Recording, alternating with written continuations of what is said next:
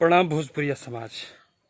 Teaser आ गइल बा पावर स्टार पवन सिंह जी के, जौन एल्बम के नाम है करेंट। गाना बा करेंटवा लगाती है जी। हिंदी भोजपुरी के mix new version superstar power star Pawan Singh ji की आवाज़ में और पायल देव जी की आवाज़ में। गाना के वीडियो के टीजर देखला पे आतना सुंदर लागता और पवन सिंह के जौन एक झलक आवाज़ आवता वो गाना सुन के अब मन करता कि सारा गाना अब वहीं सुने के मिल जाए तो कितना अच्छा रही। जब टीजर पे ई हाल बा तो तब गाना आई तो का होई। रउआ लोग भोजपुरिया समाज जे भी टीजर के नइखे देखले, अपनी धुन चैनल पे रउआ लोग जाई और वो गाना के अपन प्यार दुलार दही।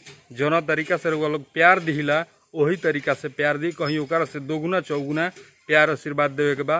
काहे कि बॉलीवुड के जब गाना आवेला तो हम बार बार कहिला कि पवन सिंह के संगे संगे पूरा भोजपुरिया समाज के एगो शान के बात रहेला कि हिंदी इंडस्ट्रीज के भी लोग देखेला कि जब पवन सिंह गौले बने भोजपुरी के एगो सिंगर हो के हिंदी में आ रहल बने तो उनकरा के का प्यार मिलता, क्या का दुलार मिलता।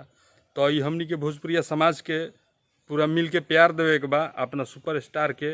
ऐसा ही उनकर मान सम्मान बढ़ावे के बा कि जहाँ भी जास हो जा फक्र से कहस कि हाँ हम भोजपुरी के बेटा हई।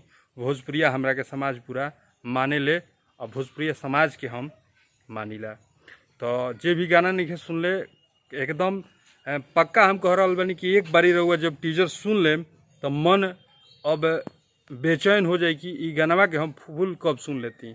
गाना भी काल सुने के मिली, कल गाना रिलीज हो रहा बा और रउआ लोग आज टीजर देखी, कल फुल गाना सुनब सबे। गाना के भी वैसे ही प्यार सपोर्ट करम।